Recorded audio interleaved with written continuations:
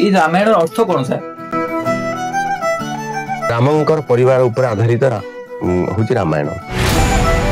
ଏଇଟା ଗୋଟେ ବାଲ୍ମୀକି ମହର୍ଷି ବହୁତ ଭାବପୂର୍ଣ୍ଣ ଚିନ୍ତାଧାରା ନେଇକିରି ଏଇଟା ଲେଖିଛନ୍ତି। ରାମାୟଣ ଆଉ ମହାଭାରତ ଏଇ ଯୋଉ ଦିଟା ଯାକ ତ ଅଛି ସାର୍, ଆପଣ ତ ଡାଇରେକ୍ଟର କରୁଛନ୍ତି, ଏଇ ଯୋଉ ଡାଇରେକ୍ଟର କରିବା ସମୟରେ କୋଉଟା କରିବା ପାଇଁ ଆପଣ ଟିକେ କଷ୍ଟ ଅନୁଭବ କରୁଛନ୍ତି ସାର୍? ବହୁତ ଭଲ ଲାଗେ ମହାଭାରତଟା, କାହିଁକି ସେଥିରେ ଯୋଉଠି କଷ୍ଟ ସେଠି ନିଶ୍ଚିତ ଭାବେ ପୃଷ୍ଠଭୂମି କଥା ରହିଛି।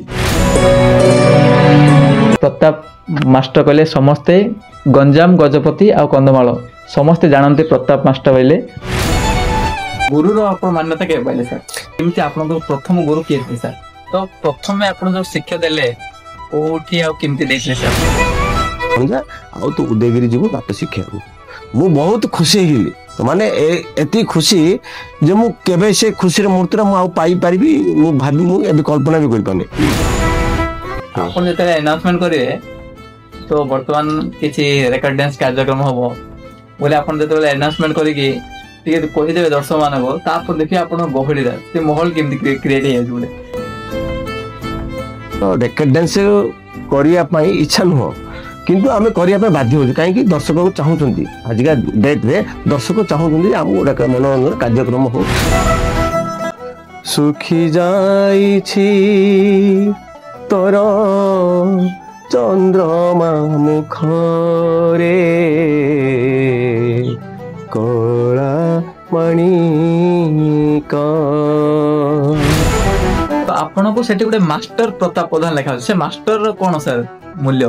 ଆପଣ ଆଜିଠୁ ମାଷ୍ଟର ପ୍ରତାପ ପ୍ରଧାନ ଲେଖି ମତେ କଣ ପାଇଁ ମାଷ୍ଟର? ମୁଁ ତ ପ୍ରତାପ ମାଷ୍ଟର ତ ସବୁ କହୁଛନ୍ତି, ଆପଣଙ୍କର ଉପାଧିରେ ହଉଛି ମାଷ୍ଟର।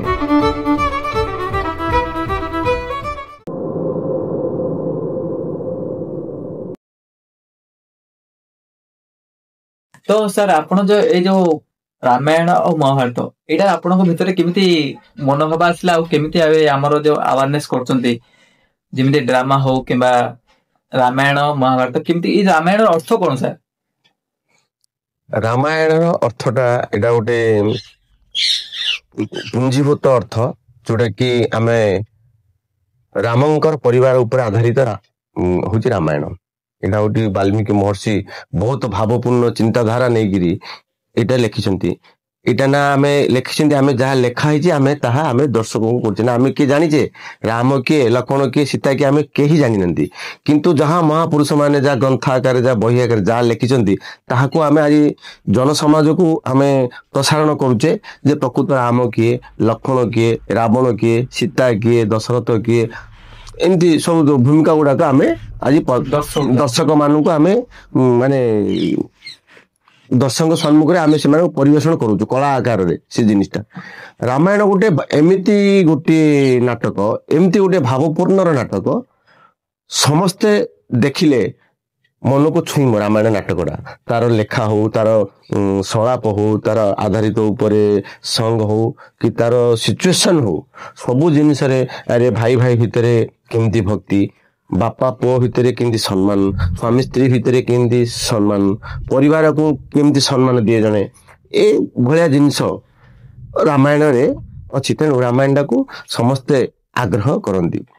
ସାର୍ ଏବେ ଦେଖିଥିବେ ଆପଣ ତ ଜଣେ ଡାଇରେକ୍ଟର ଭାବରେ ପରିଚିତ, ପୁରା ଗଞ୍ଜାମର ଆଉ ଗଜପତି କନ୍ଧମାଳର ପୁରା ଚାଞ୍ଚଲ୍ୟ ସୃଷ୍ଟି କରୁଛନ୍ତି। ମୁଁ ଜାଣିବାକୁ ଚାହୁଁଛି ରାମାୟଣ ଆଉ ମହାଭାରତ ଏଇ ଯୋଉ ଦିଟା ଯାକ ତ ଅଛି ସାର୍, ଆପଣ ତ ଡାଇରେକ୍ଟର କରୁଛନ୍ତି, ଏଇ ଯୋଉ ଡାଇରେକ୍ଟର କରିବା ସମୟରେ କୋଉଟା କରିବା ପାଇଁ ଆପଣ ଟିକେ କଷ୍ଟ ଅନୁଭବ କରୁଛନ୍ତି ସାର୍? ରାମାୟଣ ଆଉ ମହାଭାରତ ଭିତରେ ମୋର ଅଭିଜ୍ଞତା ଅନୁସାରେ, ମୁଁ ଆମର ଡିଜିଟାଲ ଓଡ଼ିଶାକୁ ମୁଁ ଜଣାଉଛି ବା ଆମ ସମାଜ ମାନେ ଜାଣନ୍ତୁ, ରାମାୟଣ ମହାଭାରତ ଭିତରେ ଡିରେକ୍ସନ ଦେବାକୁ ବହୁତ ଭଲ ଲାଗେ ମହାଭାରତଟା, କାହିଁକି ସେଥିରେ ଯୋଉଠି କଷ୍ଟ ସେଠି ନିଶ୍ଚିତ ଭାବେ ପୃଷ୍ଠଭୂମି କଥା ରହିଛି। ତ କଷ୍ଟ ପଡ଼ିଲା ଏକା କୃଷ୍ଣ ମିଳେ। ସେମିତି ମହାଭାରତରେ ପ୍ରତ୍ୟେକ କ୍ୟାରେକ୍ଟରରେ ଗୋଟେ କଠିନ ୱାର୍ଡିଂ ଆସେ ବା ବହୁତ କଷ୍ଟ ପଡ଼େ ମହାଭାରତ ପାଇଁ। ଗୋଟେ ଡିରେକ୍ସନ ଯଦି ଜାଣିନଥିବ ଯିଏ ଅଲଗା କଥା, କିନ୍ତୁ ଯଦି ଜାଣିଛି ବହୁତ କଷ୍ଟଦାୟକ ଫିଲିଂ କରେ ମହାଭାରତରେ। ରାମାୟଣରେ କିଛି ନୁହେଁ। ରାମାୟଣରେ କହିବେ ଆପଣଙ୍କୁ, ରାମାୟଣରେ ଗୀତ ଗଣ୍ଡାକ ଖାଲି ଯଦି ଗାଇଦେଲା, ଆଜିକାଲି ସବୁ ଜାଣିଛି ଯଦି ରାମାୟଣରେ, କିନ୍ତୁ ମହାଭାରତରେ ବହୁତ ପରିଶ୍ରମ କରିବାକୁ ପଡେ ଗୋଟେ ଡାଇରେକ୍ଟରକୁ। ସାର୍ ଏବେ ଦେଖନ୍ତୁ ଆପଣ ଏଇ ଯୋଉ ଡାଇରେକ୍ଟର ଆପଣଙ୍କୁ ଯୋଉ ମାନ୍ୟତା ମିଳିଲା ସାର୍ ଗୁରୁ ହିସାବରେ, ଏ ଯୋଉ ଗୁରୁ ହିସାବରେ ଆପଣ ଯୋଉ ମାନ୍ୟତା ପାଇଲେ ଏଇଟା କେବେଠୁ ପାଇଲେ ସାର୍, ଆଉ କେମିତି ଏଇଟାର ମାନ୍ୟତା ପଛରେ ରହସ୍ୟ ରହିଛି ସାର୍? ଗୁରୁ ଭାବରେ ଆପଣ ଯୋଉ ପରିଚିତ ହେଲେ କେବେ, ହଁ ଆଉ କେମିତି ଏଇ ଯୋଉ ଗୁରୁ ମନୋଭାବଟା ଆସିଲା, କାହିଁକି ଆସିଲା ଏଇ ଯୋଉ ଗୁରୁ ମନୋଭାବ, କେମିତି ଗୋଟେ ପ୍ଲାନ୍ କଲେ ଆପଣ ମୁଁ ଜଣେ ଶିକ୍ଷିତ ଭାବରେ ଆଜି ପହଞ୍ଚିବି ବୋଲି? ମୁଁ ଗୋଟେ ଯେତେବେଳେ ଛୋଟ ଥିଲି, ଆମେ ଗୋଟେ ଗରିବ ଘରର ଆମେ ଫ୍ୟାମିଲିରୁ ମୁଁ ଆସିଛି। ମୁଁ ଯେତେବେଳେ ଛୋଟ ଥିଲି ପାଠ ପଢୁଥିଲି, ପଞ୍ଚମ କ୍ଲାସ ମୁଁ ପାଠ ପଢୁଥାଏ। ପଞ୍ଚମ କ୍ଲାସ ପାଠ ପଢିଲା ଭିତରେ ଆମ ଗାଁରେ ଗୋଟେ ବହି ଶିଖିଲେ, ଏ ଯୁଗର ସୀତା ବା ସୀତା ନୁହେଁ କଳୁସୀତା, ଗୋଟେ ବହିଟି କଲେ। ସେଥିରେ ଗୋଟେ ଭୂମିକା ଦରକାର ପଡିଲା, ଯୋଉ ଭୂମିକାଟା କି ଗୋଟେ ଛୋଟ କଳାକାରକୁ ନେଇକିରି ଖୋଜିଲେ। 4-5ଟା କଳାକାର ଦେଖିଲେ, ସବୁ ଫେଲର ହେଲେ। ହେଲା ପରେ ମୁଁ ଯାଉଥିଲି, ଦେଖିଲେ, ମତେ ଠିଆ କଲେ ଡାଇରେକ୍ଟର ହେଲା। ଦେଖିଲା ପରେ ମୋର ତାଙ୍କେ ଯାହା ଡିରେକ୍ସନ ଯାହା ଦେଲେ ସେଟାକୁ ମୁଁ ମାନେ ଅବଜର୍ଭ କରିନେଲି ବା ମୁଁ ଆପଣେଇ ନେଲି। ଆପଣେଇଲା ପରେ ଲୋକ ମତେ ଦେଖିଲେ, ଭଲ ହେଲା।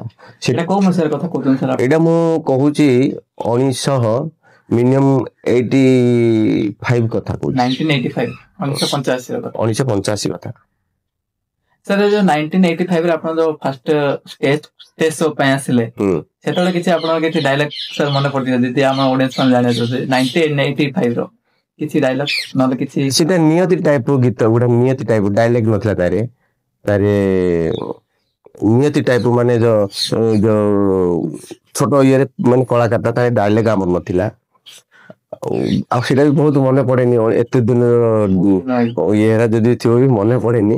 ପୁଣି ଆପଣ ଯେବେ 1985 ରେ ସରିଲା ଆପଣଙ୍କର, ଏ ଯୋଉ ଗୁରୁର ଆପଣ ମାନ୍ୟତା କେବେ ପାଇଲେ ସାର୍? ମୁଁ ଗୁରୁର ମାନ୍ୟତା ପାଇଲି 2002।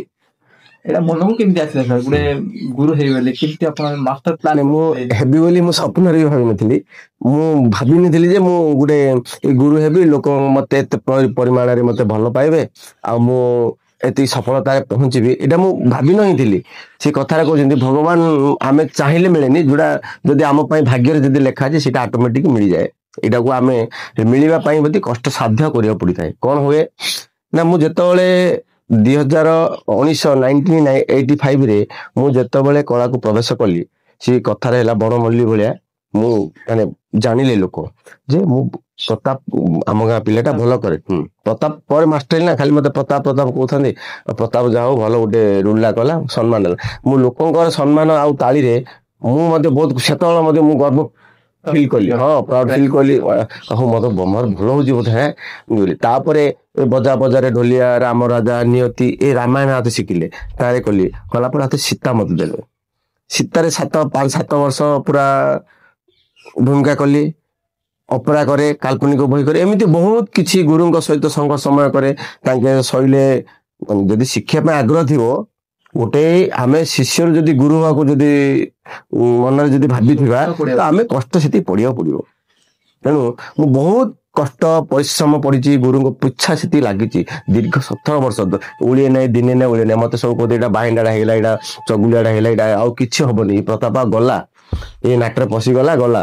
କିନ୍ତୁ ସେ ଦେଖନ୍ତୁ ଗୁରୁଙ୍କ ଆଶୀର୍ବାଦ ଆଇରେ ବାପା, ଆମର ଯିଏ ମୋର ବାପା ଯିଏ, ତାଙ୍କର ମଧ୍ୟ ହାତ ବହୁତ ଅଛନ୍ତି। ତାଙ୍କେ ଚାହୁଁଥିଲେ ମୋ ପୁଅ ଗୋଟେ କେମିତି କଳାରେ ଗୋଟେ ଉନ୍ନତି ହଉ, ଗୋଟେ ମାଷ୍ଟର ହଉ। ତାଙ୍କେ ଚାହୁଁଥିଲେ ବୋଧେ ତାଙ୍କର ଆଶୀର୍ବାଦ, ଗୁରୁଙ୍କ ଆଶୀର୍ବାଦ, ଆମର ଚୁଡୁମପୁର ଗ୍ରାମର ଈଶ୍ୱର ନୀଳକଣ୍ଠେଶ୍ଵର ମା ଗ୍ରାମ ଦେବତୀ ଆଉ ଗ୍ରାମ ଲୋକଙ୍କର, ମୋର ଗୁରୁଜନ ମାନଙ୍କର ଆଶୀର୍ବାଦରୁ ମୁଁ ଆଜି ଗୁରୁ ହେଇପାରିଛି। ମୋର ମୁଁ ହେଇପାରିନି ଗୁରୁ, ସମସ୍ତଙ୍କ ଆଶୀର୍ବାଦ। ଜାଣିଥିବେ ଆଜିର ଦୁନିଆରେ ତ ବିନା ଗୁରୁରେ ଜୀବନଟା ବଞ୍ଚିବା ମୁସ୍କିଲ।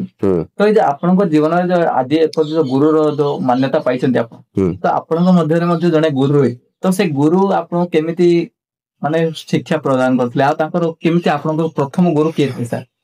ବଢିଆ କୋଶ୍ଚିନ୍ ପଚାରୁଛନ୍ତି ଆପଣ। ବାପା ନଥିଲେ ପୁଅ ନାହିଁ, ଅଛି କି? ବିନା ବାପାରେ ବା ବିନା ମଞ୍ଜିରୁ ଗଛ ନାହିଁ, ଯେମିତି ବିନା ଗୁରୁରେ ବା ଆମେ ବି ଗୁରୁ ହେଇପାରିବାନି, ସେମିତି ମୋର ଗୁରୁ ହଉଛନ୍ତି ଯିଏକି ତାଙ୍କ ଚରଣବିନ୍ଦରେ ମୋର କୋଟି ନମସ୍କାର, ଶ୍ରୀଯୁକ୍ତ ଭିକାରୀ ଚରଣ ଛୋଟରାୟ। ଆପଣ ମାନେ ଜାଣିଥିବେ, ତାଙ୍କ ଗ୍ରାମ ହଉଛି ନୀଳାଦ୍ରିପୁର, କଣ୍ଟିଆଗଡ଼ ହୁମା ପାଖରେ ତାଙ୍କ ନୀଳାଦ୍ରିପୁର ଗ୍ରାମ, ଛତ୍ରପୁର ଲାଇନ। ଆମ ଗୁରୁ ତାଙ୍କର ଭଲ ପାଇବା ଆଉ ତାଙ୍କର ଡିରେକ୍ସନ ତାଙ୍କର ସବୁ କିଛିକୁ ଅନୁକରଣ ମୁଁ କରିକିରି ଆଉ ତାଙ୍କେ ମଧ୍ୟ ମତେ ପୁଅଠୁ ଅଧିକ ସ୍ନେହ ଦିଅନ୍ତି। ମତେ ଯୁଆଡେ ନେବେ ମତେ ପାଖରେ ବସେଇବେ। ମତେ ଘଡ଼ିଏ କୁଆଡେ ମାନେ ମୁଁ ଅନ୍ତର ହେଇଯିବ ବୋଲେ ପ୍ରତାପ କୁଆଡେ ଗଲା ମତେ ଖୋଜିବେ। ସେମିତି ନିଜର ପୁଅଠୁ ବି ଅଧିକ ମତେ ତାଙ୍କେ ଭଲ ପାଇଛନ୍ତି ଆଉ ଭଲ ପାଇବା ଦେଇଛନ୍ତି। ଆଉ ସେ ଇଏ କରୁଛନ୍ତି। ଥରେ ଥରେ ମୋ ଗୁରୁ କହିବେ ବାପାର ସମ୍ପତ୍ତି କିଏ ଖାଇବ? ପୁଅ ଖାଇବ। ଆରେ ମୁଁ ତ ବୁଢା ହେଇଗଲିଣି, ତୁ ମୋର ସମ୍ପତ୍ତି ତୁ ଖାଇବୁ ନା ଆଉ କିଏ ଖାଇବ? ମୁଁ ଆମ ଗୁରୁ ଶିଷ୍ୟର ଗୋଟେ ଫ୍ରେଣ୍ଡସିପ ଅଛି ଆଉ ଗୋଟେ ବାପା ପୁଅର ସମ୍ପର୍କ ଅଛି ଆଉ ଫ୍ରେଣ୍ଡସିପ ଭଳିଆ ମଧ୍ୟ ଅଛି ଆମର। ଆମେ ଦେଖୁ ଆମ ଗୁରୁ ଶିଷ୍ୟ ଯଦି କୋଉଠି ଥିବେ, ଆପଣ ସାକ୍ଷାତ କେବେ ବି ହୁଏ ସୁଯୋଗ ମିଳେ ଦେଖିବେ, ଆପଣ ହେଲେ ଆଜ୍ଞା ଗୁରୁ ଶିଷ୍ୟ କେତେ ବଢିଆ ବୋଲି ଭାବିବେ। ମୋ ଗୁରୁ ବହୁତ ବଢିଆ। ସାର୍ ଆପଣ ଯୋଉ 2002ରୁ ଆପଣ ଯୋଉ ରାମାୟଣ ମହାଭାରତ ଗୁରୁ ପ୍ରଦାନ କଲେ ଷ୍ଟାର୍ଟ ଶିକ୍ଷା, ତ ପ୍ରଥମେ ଆପଣ ଯୋଉ ଶିକ୍ଷା ଦେଲେ କୋଉଠି ଆଉ କେମିତି ଦେଇଥିଲେ ସାର୍? ଆଉ ମୁଁ ଷ୍ଟେଜରେ ଯୋଉ ଆପଣ ଦେଲେ ଶିକ୍ଷା, ଯେତେବେଳେ ଆପଣ ଷ୍ଟେଜ ଶୋ କରିବା ପାଇଁ ପିଲାମାନେ ବି ଆପଣ ଯୋଉ ଶିଷ୍ୟ ମାନେ ବି ଅଡିଏନ୍ସ ପାଇଁ ଗଲେ, ଯେତେବେଳେ ପ୍ରୋଗ୍ରାମ ଷ୍ଟାର୍ଟ ହେଲା ସେତେବେଳେ ଆପଣଙ୍କର ଯୋଉ ଖୁସିର ମୁମେଣ୍ଟ ନହେଲେ କିଛି କଣ କେମିତି ଫିଲ୍ ହେଇଥିବ ସାର୍ ଆପଣଙ୍କୁ? ମୁଁ ଚ୍ୟାନେଲ ମାଧ୍ୟମରେ ମୁଁ ସତ କଥା କହିବି, ମୁଁ 2002ରେ 1997 ଠୁ 2000 ପର୍ଯ୍ୟନ୍ତ ମୁଁ ବମ୍ବେ ପଳେଇଥିଲି। ମତେ ବହୁତ କଷ୍ଟ ହେଲା ଚଳିବା ପାଇଁ ପରିବାରରେ। ମୁଁ ଆଉ ପାଠ ପଢିବା ପାଇଁ ହେଲାନି। ପରେ ପରେ ଆଉ ପଳେଇଲି, ମୁଁ ଦେଶକୁ ପଳେଇଲି। ଦେଶକୁ ପଳେଇ ଆସିଛି, କଳା ମତେ ଛାଡ଼ିଲାନି। ମୁଁ ଗୋଟେ ଭଲ ମାନେ ଗୋଟେ ଜାଗାରେ ମୁଁ କାହିଁ କ୍ୱାଲିଫିକେସନ ଥିଲା ସେଠି ମୁଁ ଗୋଟେ ଭଲ ମତେ ଗୋଟେ ଇଏ ଉପରେ ମୁଁ ଜବ୍ କରୁଥିଲି ଗୋଟେ କମ୍ପାନୀରେ, କଷ୍ଟମ କ୍ୟାପସୁଲ ବୋଲିକି ଗୋଟେ କମ୍ପାନୀରେ ମୁଁ ଥିଲି। କିନ୍ତୁ ମତେ କଳା ଏମିତି ମତେ ଟାଣିଲା କି ହୁଏତ ମୋର ପୂର୍ବ ଜନ୍ମର ଇଏ ମୁଁ କଣ ଜାଣିନି। ମୁଁ ଶୈଲେ ବି ମତେ ସେ ଗୀତ, ଚାଲିଲେ ସେ ଗୀତ, ସେଥିରେ ମନଟା ଆଇଁକି ଟାଣିଲା। ମୋର କୌଣସି କାମକୁ ଆଉ ଧ୍ୟାନ ହେଲାନି। ମୁଁ ଯେତେବେଳେ ଆସିଲା ପରେ ଭଜନ ଗୁଡାକ ସବୁ କରେ। ଏଇ ପ୍ରତି ଚତୁର୍ଦ୍ଦଶୀରେ ଘଟକେଶ୍ଵର ବୋଲି ଯାଏ, ସେଠି ଘଟେଶ୍ଵର ଯାଏ। ଆଉ ସେତେବେଳେ ଅଭାବ ଥାଏ, ମୁଁ ନିଜେ ଏଇଟା ଗୋଟେ ମୋର ଦେହର ଲୋମ ଶୀତ କଣ୍ଟା, ପ୍ରଭୁ ନିଶ୍ଚିତ ଭାବେ ଏଇଟା ଘଟକେଶ୍ଵରଙ୍କର ପ୍ରଭୁ ଆମର କାମନା ପାଖରେ ସକାଳୁ କାନ୍ଦିଛି। ମୁଁ ମା ପାର୍ବତୀ ପାଖରେ ପ୍ରଣାମ କରିଛି, ପ୍ରଭୁ ମା ମତେ କାହିଁକି ଏତେ ଇଏ କଲେଣି, ମୁଁ କୌଣସି କ୍ଷେତ୍ରରେ ଲାଗିପାରୁନି, ନାଇଁ ଇଆଡରେ ହେଇପାରି ସିଆଡରେ। ସେଠି ଜଣେ ମତେ ଅଫର ଆସିଲା ଆର ଉଦୟଗିରି, ଯିଏକି ମତେ ବି ମାମୁଁ ହେବେ। ତାଙ୍କେ ଉଜ୍ଜଳ ମାଷ୍ଟର ବୋଲି, କୁମ୍ବୁଡା ଗ୍ରାମର ଉଜ୍ଜଳ ମାଷ୍ଟର। ତାଙ୍କେ କହିଲେ ଭଣଜା ଆଉ ଉଦୟଗିରି ନାଚ ଶିଖିବାକୁ ତୁ ଯିବୁ, ଆଉ ତୁ ପାରିବୁ ଆଉ ତୁ କରିପାରିବୁ। ସେଇଟା ପ୍ରଥମ ପ୍ରୋଗ୍ରାମ ମୋର। ପାର୍ବତୀଙ୍କ ପାଖରେ ମୁଣ୍ଡିଆ ମାରିଛି, ମାଇଲା ବେଳେ ସାପ ମୋ ମୁଣ୍ଡ ପାଖରେ। ମୁଁ ପୁରା ପ୍ରାଉଡ ଖୁସି ହେଇଗଲି, ମାଙ୍କର ଆଶୀର୍ବାଦ ମୋ ଉପରେ ପ୍ରକୃତରେ ଓଜାଡି ହେଇଯାଇଛି।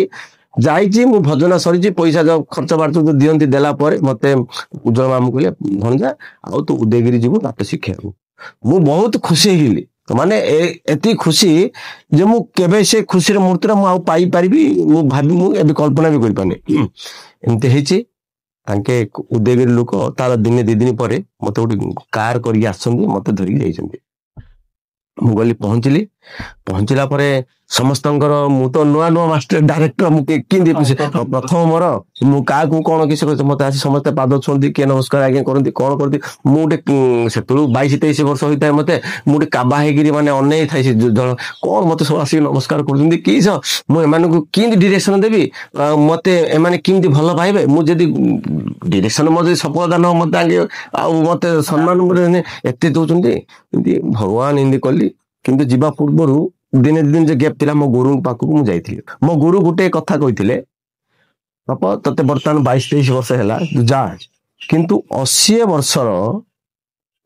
ବର୍ଷ ଯଦି ବୁଢା ହେଇଗଲା ନା ନାଇଁ, 80 ବର୍ଷ ବୁଢାର ଗୋଟେ କାର୍ଯ୍ୟକ୍ରମ ବା ଯୋଉ ମେଣ୍ଟାଲ ନେଇକିରି ସେ ଟାଇପ ତୁ ସେଠି ଡିରେକ୍ସନ ତୁ ଦବୁ। କାହିଁକି ମୁଁ ଖୋଲା କଥା, ଭେଣ୍ଡିଆ ମୋମେଣ୍ଟରେ ସମସ୍ତେ ପାଦ ଖସାନ୍ତି, ସମସ୍ତେ କଳାକୁ ସମସ୍ତେ ଆକର୍ଷିତ ହୁଅନ୍ତି।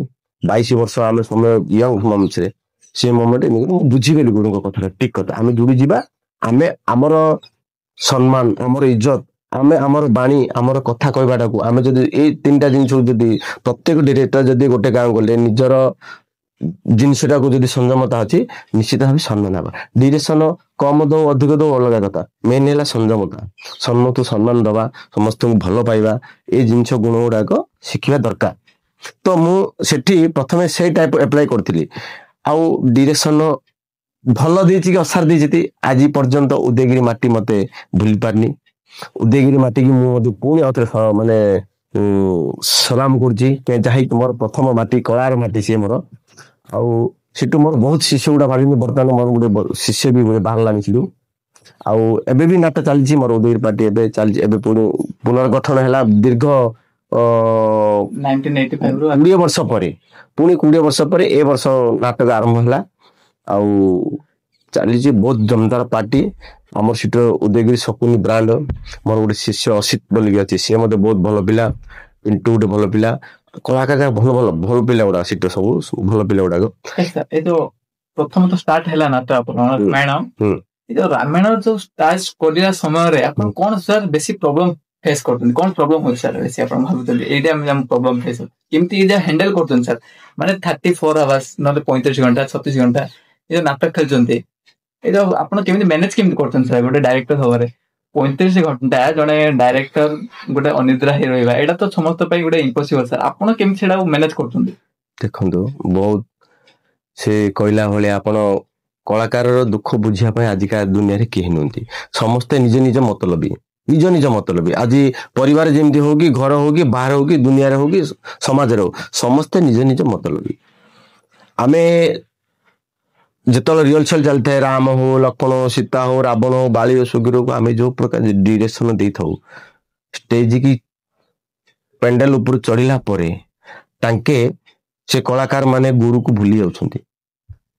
ହଁ, କିଏ ଗୋଟେ ବସିଛି ଗୀତ ଗାଉଛି ଗୁରୁ ଏ ଟାଇପ ମନୋଭାବ ନିଅନ୍ତି। କିନ୍ତୁ ତାଙ୍କେ ଯଦି ପ୍ରକୃତ କଳାକାର ଯଦି ହେଇଥିବେ, ଯଦି ପ୍ରକୃତ ଶିଷ୍ୟତ୍ୱ ଗ୍ରହଣ କରିଥିବେ, ଯଦି ପ୍ରକୃତ ଗୁରୁଠୁ ଯଦି ଶିକ୍ଷା ତାଙ୍କେ ପାଇଥିବେ, ତ ଏ ଟାଇପ ଜିନିଷ ହବନି। ଆପଣ ଦେଖନ୍ତୁ, ରାବଣ ତପସ୍ୟାଠୁ ବାଳି ବଧ ପର୍ଯ୍ୟନ୍ତ 16 ଘଣ୍ଟା ଆମର ହଉଛି ନାଟକଟା। ଏଠାକୁ 36 ଘଣ୍ଟା 40 ଘଣ୍ଟା 53 ଘଣ୍ଟା କରିବେ। ତ ଯଦି ଆମେ 16 ଘଣ୍ଟା ନାଟକଟା ଯଦି ଗୋଟେ ସିନ୍ ଯଦି ଅଧଘଣ୍ଟାଟି ପିଲା ଯଦି ଗୋଟେ ସିନ୍ ଟାକୁ ଆମେ କେତେ 3 ଘଣ୍ଟା କଲେ, ତ ଲୋକ ନିଶ୍ଚିତ ଭାବେ ବିରକ୍ତମୟ ହଉଛନ୍ତି। ଆମେ ଯଦି କହୁ ଆମେ ଏଠି ପଳ ବୋଲେ, ହଁ ତମେ ପଳ, ଆଉ ଗୋଟେ ମାଷ୍ଟର ଡାକିଦଉ ବୋଲି କହୁଛନ୍ତି। ଆମେ ପେଟ ପାଇଁ କରୁଛୁ, କଷ୍ଟ ପଡି ଶିଖେଇଛୁ। ପୁଅ ଯଦି କଣ ଜଙ୍ଗରେ ହଗିଦେଲେ ଆମେ ଜଙ୍ଗଲ କାଟିଦବା କି? ସେ କଷ୍ଟ ଯନ୍ତ୍ରଣା କାହିଁକି ଆମେ ଗୋଟେ କଷ୍ଟ ଯନ୍ତ୍ରଣା ଗୋଟେ ଡାଇରେକ୍ଟର ଅଛି। ଗୁରୁର ଅର୍ଥ ହଉଛି ଗୋଟେ ଭାରି ଅର୍ଥ ପର୍ବତ ଭଳିଆ ଜିନିଷ ଯଦି ଆମେ ସମ୍ଭାଳିଲା ଜଣେ ଗୁରୁ ହେଇପାରିବ। ଆମେ ମଧ୍ୟ ବାଧ୍ୟ ହେଇକି ସମ୍ଭାଳିବାକୁ ପଡୁଛି, କାହିଁକି ଆମ ଉପରେ ସେଇ ମୋମେଣ୍ଟରେ ଆମ ଉପରେ ବହୁତ ପ୍ରେସର, ମାଇଣ୍ଡ ପ୍ରେସର ପଡୁଥାଉଛି। ଦର୍ଶକଙ୍କର ପ୍ରେସର, ପାର୍ଟିର ପ୍ରେସର, ମ୍ୟୁଜିକ ପ୍ରେସର, ଗାଁ କମିଟି ଯାତ୍ରା କମିଟିଙ୍କ ପ୍ରେସର, ଏଇଟା ଆମ ନିଜର ପ୍ରେସର। ବହୁତ କଷ୍ଟ ହୁଏ। ଏବେ ଗୋଟେ ସିଙ୍ଗଲ ପାର୍ଟି ତ କହିଲେ ଆପଣ ତ ବହୁତ ପରିଚିତ ବ୍ୟକ୍ତି, ମାନେ ପ୍ରତ୍ୟେକ ଘରେ ଘରେ ପରିଚିତ ପ୍ରତାପ ମାଷ୍ଟର କହିଲେ ସମସ୍ତେ ଜାଣିଛନ୍ତି। ଏବେ ଦେଖନ୍ତୁ ବାଦ ନାଟ ଆପଣ ଶୁଣିଥିବେ, ମାନେ ଡବଲ ପାର୍ଟି ସାର୍। ଆପଣଙ୍କୁ ସବୁଠୁ ଅଧିକ କୋଉଟା କରିବାକୁ ଭଲ ଲାଗେ, ଡବଲ ପାର୍ଟି ୟା ସିଙ୍ଗଲ ପାର୍ଟି ସାର୍? କମ୍ପିଟିସନ ମୂଳକ ନାଟକ ଆଉ ସିଙ୍ଗଲ ନାଟକ, ଆପଣ ଯୋଉଟା କହିବାର ଉଦ୍ଦେଶ୍ୟ। ପ୍ରତିଯୋଗିତା ମୂଳକ ନାଟକ, ପ୍ରତିଯୋଗିତା ମୂଳକ ନାଟକ ଯଦି ମୁଁ ଡିଜିଟାଲ ଓଡ଼ିଶା ଚ୍ୟାନେଲ ମାଧ୍ୟମରେ ମୁଁ କହିବାକୁ ଚାହୁଁଛି, ପ୍ରତିଯୋଗିତା ମୂଳକ ନାଟକ ଖରାପ ନୁହେଁ, ବହୁତ ଭଲ। କାହିଁକି ପ୍ରତ୍ୟେକ ଜିନିଷରେ ପ୍ରତିଯୋଗିତାଟା ହେଲେ ଆମର କମ୍ପିଟିସନ ହେଲେ ଆମର ପ୍ରକୃତ ଜିନିଷଟା କଣ ଜାଣିବେ ଲୋକ, ଡେଭଲପମେଣ୍ଟଟା କଣ ଅଛି, ସେ ମାଷ୍ଟର କ୍ୱାଲିଟି କଣ, ଏ ମାଷ୍ଟର କ୍ୱାଲିଟି କଣ, ପ୍ରତ୍ୟେକ ଜିନିଷର କ୍ୱାଲିଟିଟା ଗୋଟେ କ୍ୱାଲିଟି ଛାଣିକି ବାହାରେ ପ୍ରତିଯୋଗିତାରେ। କିନ୍ତୁ ସିଙ୍ଗଲ ପାର୍ଟିରେ କଣ, ନିଜର ଭିତରେ ସୀମିତଟା ଯେତିକି ଆମେ କରିବା, ଆମେ ତାକୁ ଦେଖିକି ଆମେ ଏଇଟା କରିବା। କିନ୍ତୁ ଆଜିକା ଯୁଗରେ ପ୍ରତିଯୋଗିତାରେ ଯୋଉ ଟାଇପ ହଉଛି, ଆଉ ମୁଁ କିଛି କହିବାକୁ ଚାହୁଁନି, ମାନେ ସବୁ ତ ଦେଖୁଛନ୍ତି ପ୍ରତିଯୋଗିତାକୁ ଅପସଂସ୍କୃତି ଆଡକୁ ଟାଣି ନେଇଗଲେଣି। ଅପସଂସ୍କୃତି ବିହୀନ କରିକି ଯଦି ନାଟକଟା ଯଦି କରିବେ, ପ୍ରକୃତ ଛାଣି ହେବେ, ମାନେ ଫିଲ୍ଟର ଯେମିତି ଫିଲ୍ଟରିଂ ହେଇକି ବାହାରିବ ପ୍ରକୃତ କଣ ରାମ, ଆଙ୍କ ରାମ କଣ। ଏବେ କଣ କରୁଛନ୍ତି ପ୍ରତିଯୋଗିତା ମୂଳରେ, ଆଙ୍କ ରାମ କେମିତି ବାଣ ଫୁଟୁଛି, ତାଙ୍କ ରାମ କେମିତି ବାଣ ଫୁଟୁଛି। କିନ୍ତୁ ସେ ରାମଟା କେତେ ସୁନ୍ଦର, ସେ ରାମର ଡାଇଲେକ୍ଟ କଣ, ତାର ଚାଲି କଣ, ତାର କ୍ୟାରେକ୍ଟର କଣ, ଏଇଟା ବୁଝୁନାହାନ୍ତି। ସେ ଲକ୍ଷ୍ମଣ କେମିତି ଫୁଟଉଛି, ରାମ କେମିତି ଫୁଟଉଛି, ସୀତା କେମିତି ପାଲଟି ମାରୁଛି। ମୁଁ ଚ୍ୟାନେଲ ମାଧ୍ୟମରେ କହୁଛି, ଆମେ ଡିରେକ୍ଟର, କୌଣସି ମୁଁ ନାହିଁ, କୌଣସି ଆମର ମା କୁରୁଶୁଣୀ ଡାଇରେକ୍ଟର ସଂଘ, କୌଣସି କଳାକାରକୁ ଆଜି କୁହନ୍ତୁ आमे ए टाइप जिनस आमे केबे भी प्रोसेस दोनु बा सिखोनु तांके स्टेज गला पर तांके निजे आउट डायरेक्टर होउछथि स्टेज पर तांके हमर डायरेक्टर होउछथि राम से हम आउ नै तमे थवा आगे आमे करू से करूची आमे करू तांके तांके डायरेक्टर हे कि आदि अपसंस्कृति हेची मो माने 22 वर्षर डेट अभिज्ञता भितरे मो गुरु हो कि मोर अन्य गुरु माने जते भी अछंती कोनोसी भी के एमदी कोन जे ड्रजर धरि के आसीबे ड्रजर तेते जुग के हो कि द्वापर जुग हो कि ड्रजर कोन थिला ड्रजर धरि के आइबे ये अपसंस्कृति गुडा नाटक नाटक कलाकार जने निजर जदी कला भितरे रहि कि जदी जने जदी कला करिवो बहुत भलो हबो नाटक मु कहूची जो अपसंस्कृति करूछंती ए जिंसटा को बाज्याप्त करंतु माने वर्जन करंतु आउ समस्ते रामायण महाभारत नाटक को आग्रह हेबे निश्चित भाव आग्रह हेबे आ देखिया पे भल लागे आपण देखुथिबे जते बेले हमर ऑडियंस माने भी रेकॉर्ड डांस पई बसतांती आपण तो जने डायरेक्टर भाबरे फील भी एडा करथिबे जते बेले रामायण रो पूरा मेन कैरेक्टर चलथो सेते लोक के नथिबे सर आपण जते अनाउंसमेंट करिवे तो वर्तमान किछि रेकॉर्ड डांस कार्यक्रम होबो बोले आपण जते बेले अनाउंसमेंट करिके ठीक कहि देबे दर्शक मानको तापर देखि आपण गहळी रा से माहौल केमति क्रिएट हे जोडे तो एडा पर आपण कोन कहबे सर देखो आम निज गाड़ी आम चलाउचे कोडी एक्सीलेटर अछि कोडी ब्रेक अछि कोडी क्लच अछि कोडी कोन अछि आम निजे जानचे चलाउचे रेकॉर्ड डांस टाउची क्लच ब्रेक माने एक्सीलेटर बिहीन से उठी उठी आम सेटा को प्रसरे आम चाहनु आका आम सेमति जिंस को आश्रय दउनु कोन करिवु बाध्यकता कि दर्शकंकर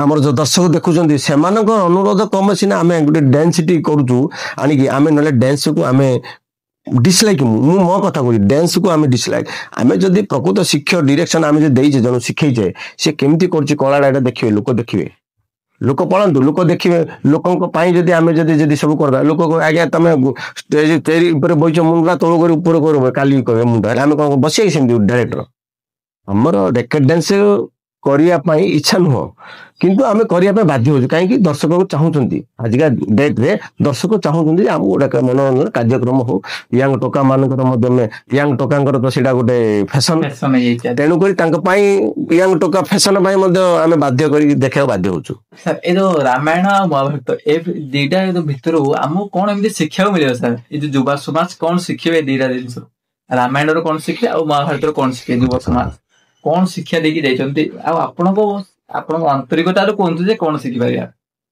आंतरिकता मु कहले रामायण रो हमर गोटे परिवार मु आगुरु भी कहि दिछि राम ऊपर रामायण ता होछि गोटे पारिवारिक नाटक ना गोटे परिवार रो सृष्टि हेतिवा नाटक होछि रामायण बापा पुओ स्वामी स्त्री भाई बंधु कुटुंब को धरि के गोटे इटु स्टार्टिंग हेछि आ पारिवारिक नाटक जिनि हम सामाजिक नाटक जिनि हम पारिवारिक नाटक होछि रामायण दा मध्ये सेमति पारिवारिक नाटक पौराणिक हे पारे किंतु आकु पारिवारिक नाटक मध्ये के काटि पारिबेनी हमर परिवार को नै कि नाटक किंतु महाभारत से पारिवारिक नै से गोटे ए भलिया गोटे ग्रंथ जोटा कि जे ग्रंथ सृष्टि जी से महाभारत महान दाता माने विस्कृतता चारियाडे तार हाथ माने से गछर डाल फेलला होलिया तार पते कोडी को सीन कोन की से के कोडी कोन मारुजी से दिन से जागो तेनु महाभारत बहुत क्रिटिकल होजी माने डायरेक्शन बहुत क्रिटिकल होए लोक बुझिया लोक केते बुझंती केते मते बुझंती जिन रामायण जिमती बुझंती महाभारत सिंधी बुझंतीनी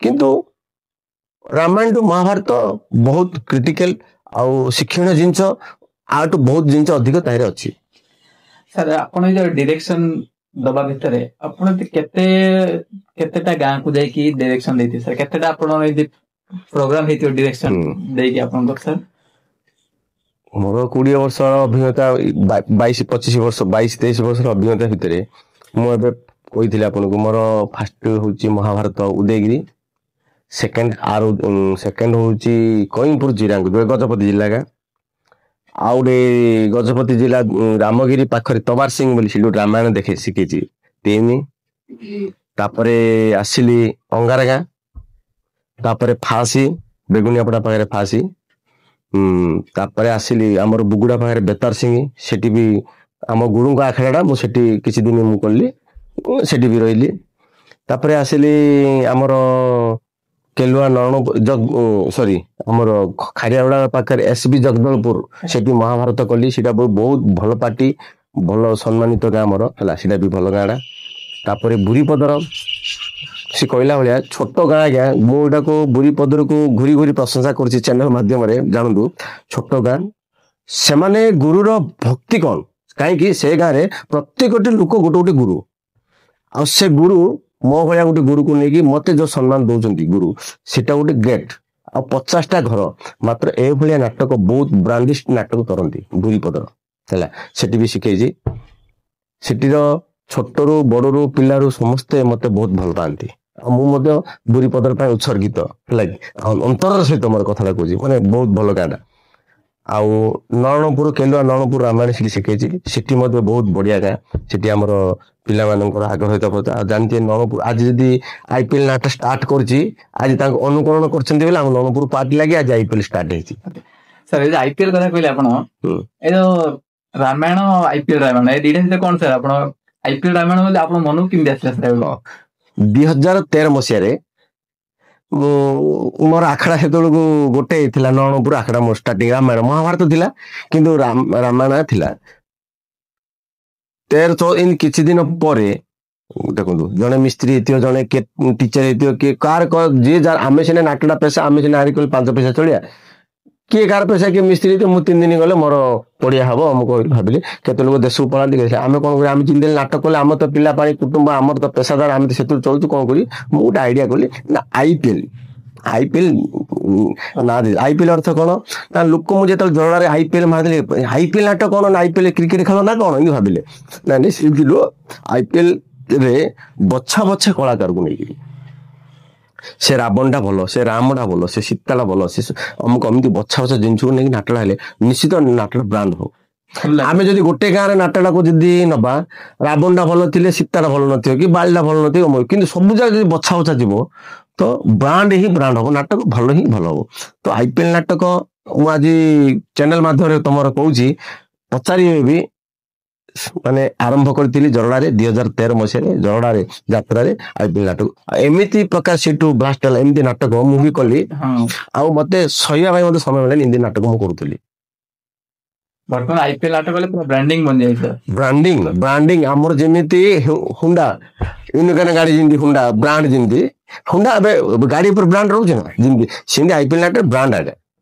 ସାର୍ ଆପଣ ଦେଖିଥିବେ ଏ ଯୋଉ ଡବଲ ପାର୍ଟି ଲାଗିଥିଲେ, ତ ଗୋଟେ ଇଏ କ୍ରିଏଟ ହେଇଯାଇଛି, ଗୋଟେ ଶତ୍ରୁତାର ସହିତ ଗୋଟେ କ୍ରିଏଟିଭିଟି ହେଇଯାଇଛି, ମାନେ ଡବଲ ମନ ଭିତରେ ଗୋଟେ ସଂଘର୍ଷ କଲା ଭଳିଆ ଗୋଟେ ଆସୁଛି ମନୋଭାବ, ଲଢେଇ କଲା ଭଳିଆ।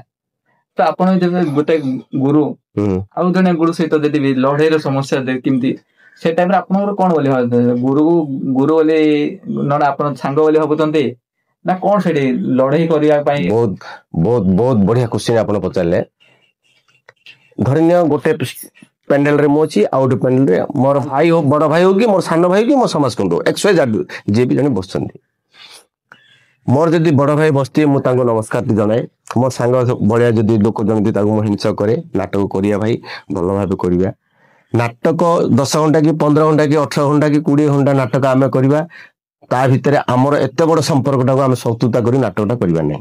ମୋର ପ୍ରିନ୍ସିପଲ, ତୁ ଏଠି ଶତ୍ରୁତା ହେଇପାରେ, ମୁଁ ଗୋଟେ କଥାଟି କଲା ସେ ତ ସେଇଟା ହଉନି, ସେ କାଟେ, ତା କଥାଟା ମୁଁ କାଟେ, ନିଶ୍ଚିତ ଭାବେ ସେଠି ମନ ଭିତରେ ମାନେ ଇଏ ଲୋକ ଆସେ, କିନ୍ତୁ ଏତେଟା ଜିନିଷ ନୁହେଁ ଯେ ଆମେ ଏତେ ଶତ୍ରୁତା ହେଇଛୁ ଯେ ସିଏ ତାର ମୁହଁକୁ ମୁଁ ଅନେଇବି, ମୋ ମୁହଁକୁ ସିଏ ଅନେଇବନି। ଏଇଟା ଗୋଟେ ମତେ ଭଲ ଲାଗେନି। ଆମର ଭଲ ଭାଇଚାରା ଥାଏ, ଭାଇଚାରା ବା ଫ୍ରେଣ୍ଡସିପ ବା ଗୁରୁ ଶିଷ୍ୟର ସମ୍ପର୍କତା ନେଇକି ହିଁ ଆମେ ନାଟକ କରୁ। କିନ୍ତୁ ଲୋକ ସେଇଟାକୁ କୋଉ ଭଳିଆ ନିଅନ୍ତି, ଆମକୁ ତାଙ୍କ ଭିତରେ ମାର ଲଗେଇଲା ଭଳିଆ କରନ୍ତି, କରିବେ ଲୋକ, କରିବେ ଲୋକ। ଦର୍ଶକ ତ କିଏ କୋଉଟା ଆସିଛି ଦେଖିବାକୁ, ଯେମିତି ଗୋଟେ ନାଟକ ଆସିଲେ କିଏ ଲାଇଟ୍ ସାଉଣ୍ଡ ଦେଖିବାକୁ ଆସିଥିବ, କିଏ ଷ୍ଟେଜରେ ଆସି ଦେଖିବାକୁ ଆସିଥିବ, କିଏ ରେକର୍ଡ ଟା ଭଲ ଭଲ ଝିଅ ଗୁଡାକ ଆସିଥିଲା, ବୁଢୀ ଯାକ ଆଇଛି ନା, ଦିନଟା ଯାକ ଆଇଛି ନା, ଏଇ ଯାକ ଦେଖୁଛନ୍ତି। ଆଉ କିଏ ମାଷ୍ଟରଟା କେମିତି ଅଛି ଭଲ ଦେଖୁଛନ୍ତି।